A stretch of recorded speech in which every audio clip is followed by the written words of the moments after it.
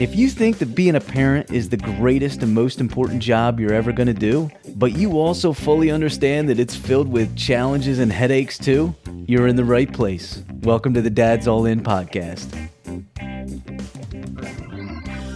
What is going on, everybody? Welcome to the Dad's All In show. I would love to tell you we got nothing but positivity and joy to share tonight. 2026 just keeps coming, doesn't it? My goodness. And our role as parents, it doesn't seem to get any easier. I keep waiting for it to get easier. It doesn't seem to be getting any easier. And the craziness in our society in 2026 doesn't seem to be helping us much at all. Tonight we're talking about Medicaid. This is not a topic that I'm an expert in, but because I feel like it needs to be addressed, it goes along with some of the things we've talked about in the past as far as opportunities for financial assistance for families. What has happened in Minnesota is alarming in that the federal government has paused $260 million headed towards Minnesota for Medicaid programs due to, as they say, fraud, and they need to take care of some things. We're going to talk about that tonight, what that means for you, whether you live in Minnesota or not. Is this an issue that you really need to be concerned about, or is this something where they are legitimately going to go in and maybe make things a little bit better? We will talk about that. First, I want to share with you, yes, it's just been a little crazy. We sit here today on a Sunday night, and this weekend we found that the United States decided to open fire on country of Iran. And I say that not because I want to rain on your parade, but as a reminder, as a parent, it is easy to get swept up into the stress of all the stuff that's happening.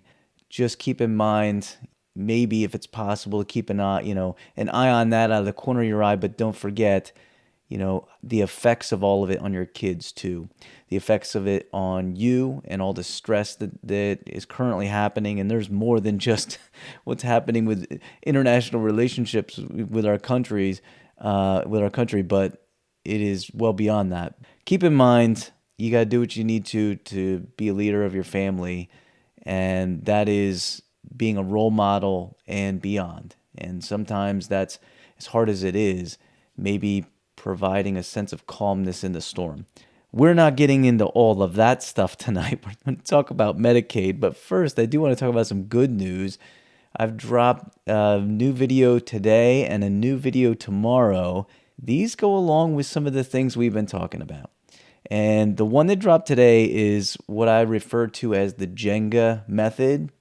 And in case you don't know, prices are increasing and they don't seem to be coming down. Now, people in the federal government seem to be telling us, oh, it's coming down. And maybe you look at your gasoline prices and you're like, that's dropped a little bit. And maybe there are some areas that have come down a little bit.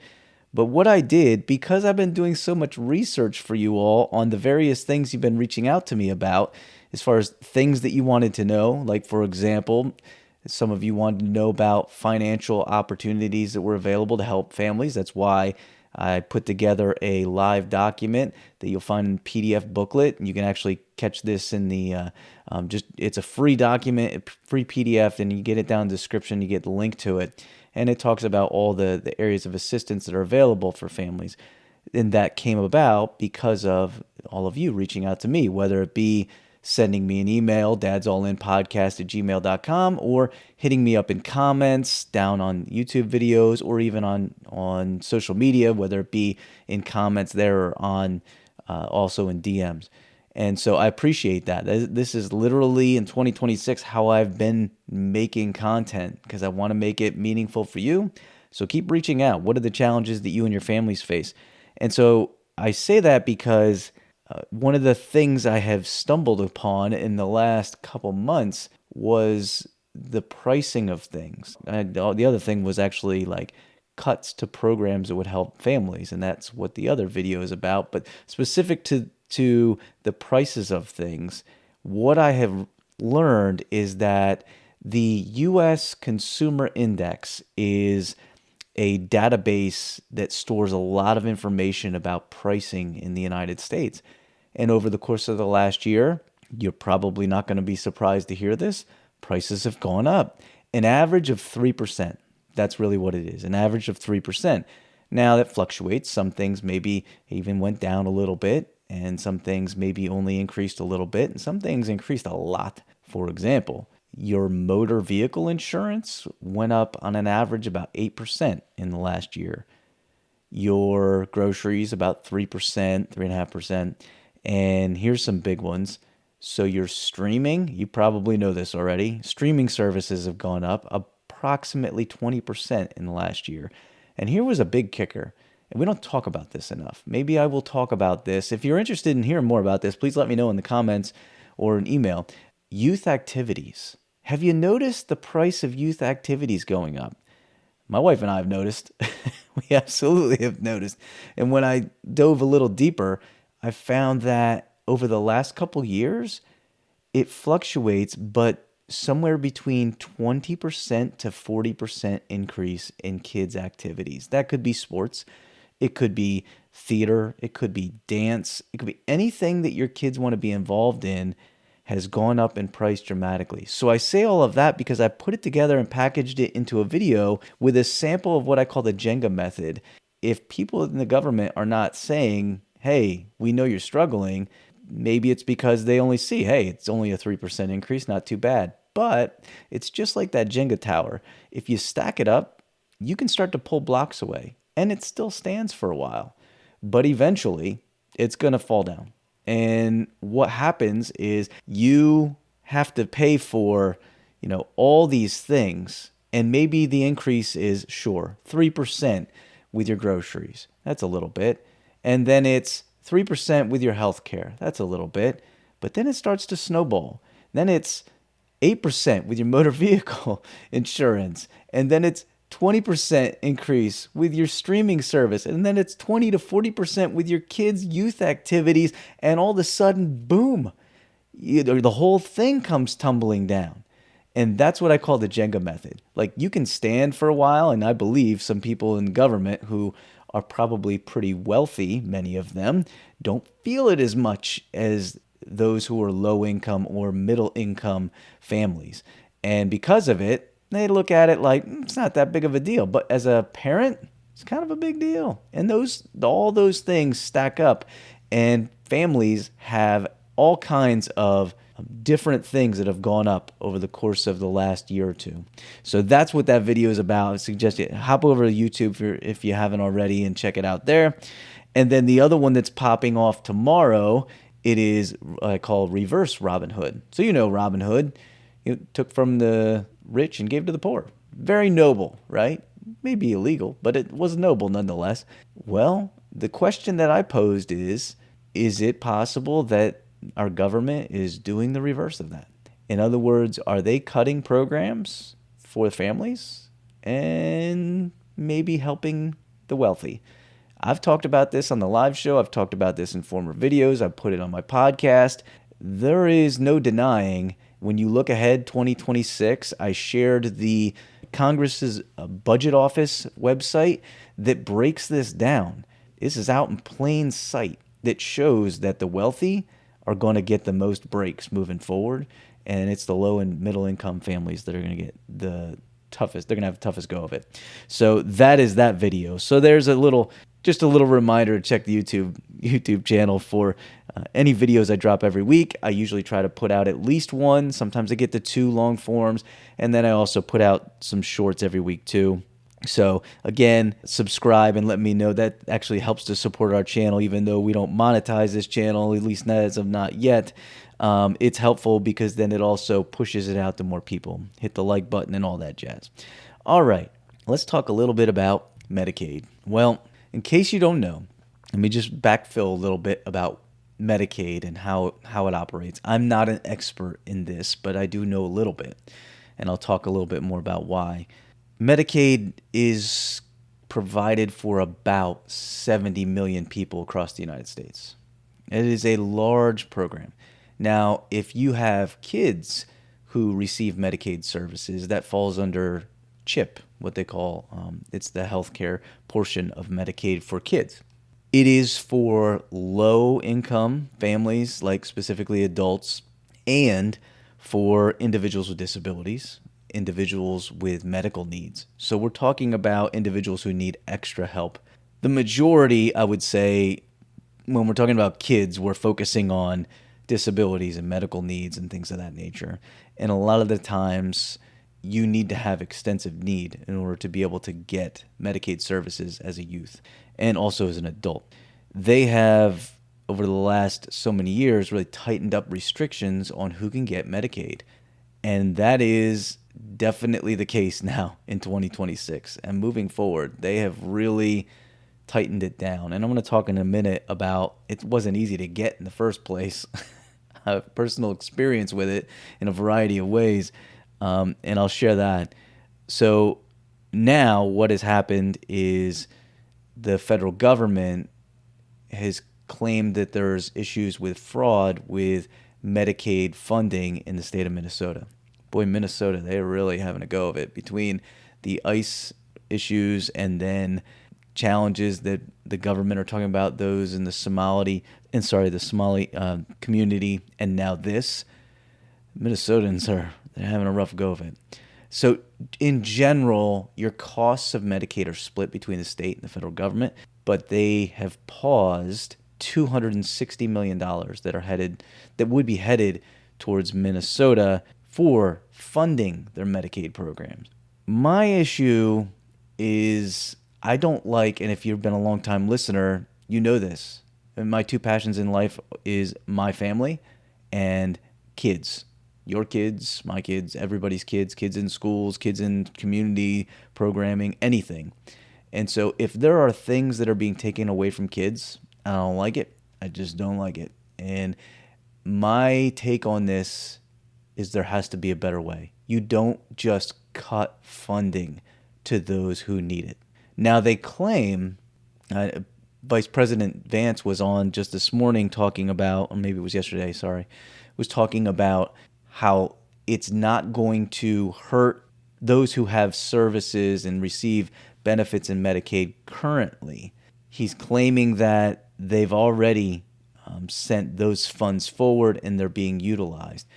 I certainly hope that's the case, but I still don't like the idea of saying we're holding off on sending the next allotment of funds to Minnesota.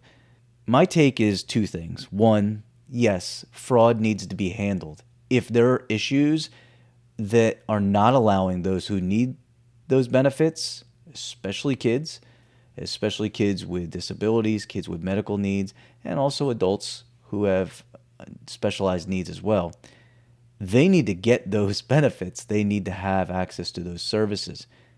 So yes, fraud needs to be handled. My issue is if it's legit, what they're talking about, isn't there a better way to go about it than what you're doing? Just locking everything down and penalizing everybody involved, whether they were actually at a hand in any of this or not, isn't a recipe for success. It's not a recipe to improve. For example, if a school district, and I know this from personal experience, in my state, I have had a variety of opportunities to work on committees throughout the state, and also when I was working at the school district level, I worked with Department of Education on a variety of things and specific people in Department of Education at the state level. So there's state DOE and then there's federal DOE. So what I know is that if a school, for example, has an issue with state testing scores, eventually what will happen, maybe not right away, but eventually the Department of Education at the state level is going to step in and say, hey, we need to take a look at this. We need to find out a path forward so that your kids can be more successful. And you collaborate with Department of Education, and as a school district, you work with them. Eventually, what can happen is the state will come in and take over a school, probably not a school district, but in extensive cases, I remember Philadelphia went through this years ago, where they would come in and take over a whole school district. So it is possible. My point is, they're not coming in and just say cutting off funds, because we're talking about service for kids. They're coming in to try to maybe get a grip on things. So why on earth, if you're in the federal government, wouldn't you just say, we're sending out a task force? We are sending out a task force to the state of Minnesota, and they are going to work hand in hand with those who have not been, we'll say, given consequences. Because if there are legitimately individuals who have done wrong, they need to be dealt with. So we're going to take a task force and we're sending them out, and we're going to work hand in hand with them to get this cleaned up so that they can be better moving forward in whatever capacity it is, to make sure that everybody gets the services that they need. So that's my two takes on it. One, yes, you got to address fraud if it's legit. I don't know how legit this is. I do know that the previous administration, the Biden administration, cited the state of Minnesota for issues with Medicaid years ago. It's possible it's still an issue. And if that's the case, just cutting it off and saying, we don't like it, you're not getting funds, that's not a recipe for success, because there are people on the other end of that, specifically the adults who get the benefits and the kids who get the benefits, that need those services. I'm not a fan of just cutting them off completely. So that brings me to like Medicaid in general. There were already challenges with Medicaid before all of this happened, before everything that they're claiming, went down in Minnesota. And I know from experience, because many times when I was working at the elementary school level, I specialized in working, if you don't know, I worked for 20 years at the elementary level, and I specialized working with kids with needs. And that would mean helping kids who had identified disabilities, and also maybe helping support kids with medical needs. Now, I'm not saying I would give medical advice to them. I'm saying I would support them in the classroom and, make sure that if there are certain accommodations that need to happen, that they would get them.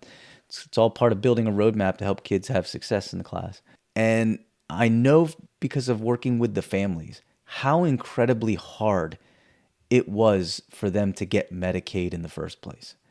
This has been an issue for quite some time. So I know many families who had kids with multiple disabilities who still could not get Medicaid services. I know some that were able to do it, but I also know this from personal experience myself. 10 years ago, my son was diagnosed with type 1 diabetes. At that time, I was a school teacher. We were a single income family. I do believe my wife did some spot work at the library for a little bit, but we were in a transition period where, because our son, and if you don't know type 1 diabetes, it's a game changer for an entire family. It's very intensive. He was insulin dependent and will be for the rest of his life. I'm happy to say he's doing great. He's in college. He's come a long way managing his diabetes. It's still not perfect, but thankfully we've got some devices that assist. But he used to have to get manual injections of insulin whenever his blood sugar got high, whenever he wanted to eat something. So he needed access to the nurse, all of that. So that was a game changer for our family. Now, why I say that and bring that up is I didn't necessarily consider Medicaid for our family. We had pretty good insurance. As a school teacher, you get pretty good benefits. But the doctor said, you should go ahead and apply. You're going to get it. I said, really? You think? Yeah, you're going to get it. Well, the doctors don't even know. The doctors, and the reason is they've not had to go through the process. So my wife and I put together what we thought was a reasonable request. Essentially, Medicaid, what we were applying for was for Medicaid to pick up anything extra that our health insurance wasn't picking up, because it didn't pick up everything. We still paid a lot out of pocket and still do. Our medical bills between our son and both of my daughters every year, we have a big chunk that doesn't get picked up by insurance. So at any rate, we applied for Medicaid, 10 years ago. And by talking to the doctors, you would have thought, I guess we're shoo-ins. This guy knows what he's talking about. But he didn't know. And I'm not faulting the doctor. He's pretty much assuming, hey, you deserve this support. You should be able to get it. That was not the case. We were denied. And then we talked to some people, and they said, it's okay. just go ahead and appeal. Whenever you appeal, if you've got a decent argument, you're going to get it for sure. So we went through the process and appealed, and we were denied again. And so I called and talked to people, and I laid out the case. I said, listen, not only does my son have type 1 diabetes, he has ADHD, so he has multiple disabilities, and I don't think you understand the intensive needs that he has. And the people on the other end of the phone weren't really all that receptive to hearing about all the needs that he had.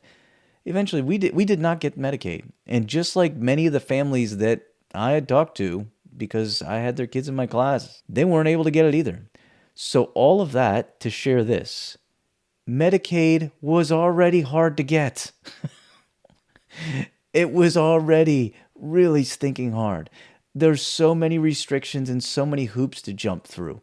Some people on the outside think that you're just giving it out at just like candy. Everybody takes some Medicaid. You get some Medicaid, you get some Medicaid, you get some. That is not the case. And I'm telling you from experience, between our family story and all of the families that I worked with, their kids, sharing their stories with me, it's not that easy.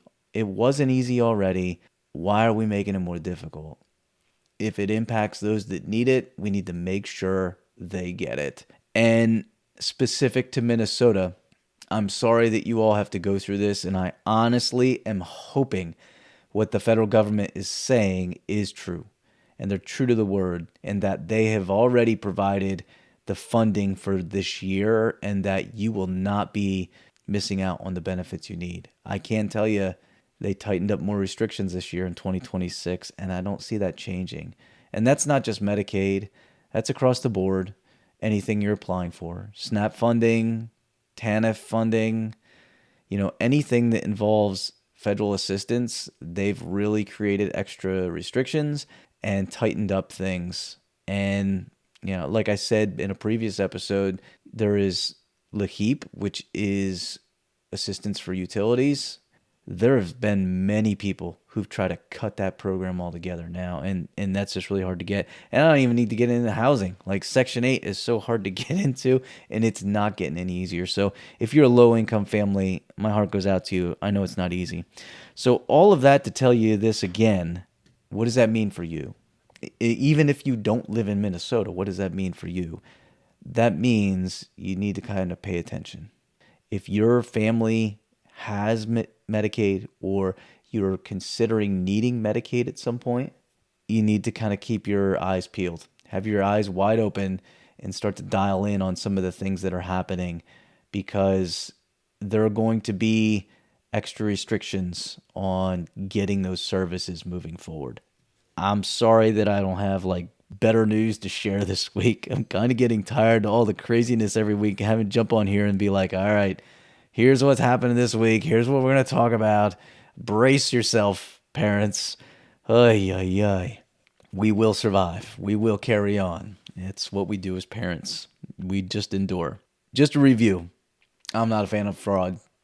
I'm not a fan of anything that takes away services from kids or individuals who need it.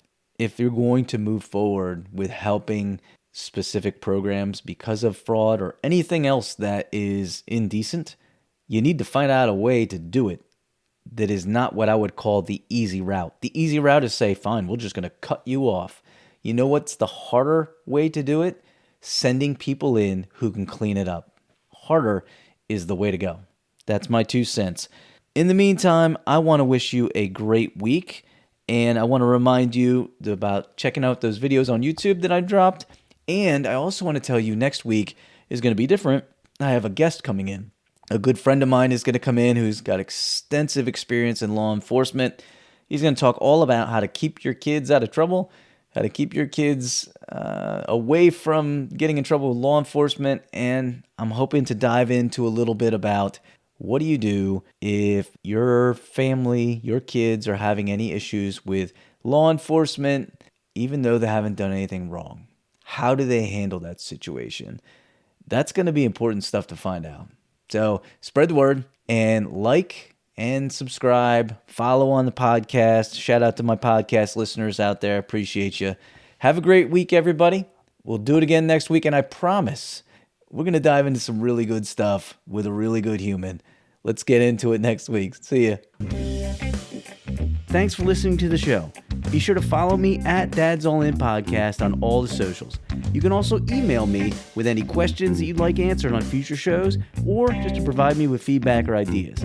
Feel free to reach out to my email, dadsallinpodcast@gmail.com. I'd love to hear from you. Have a great one, my friend.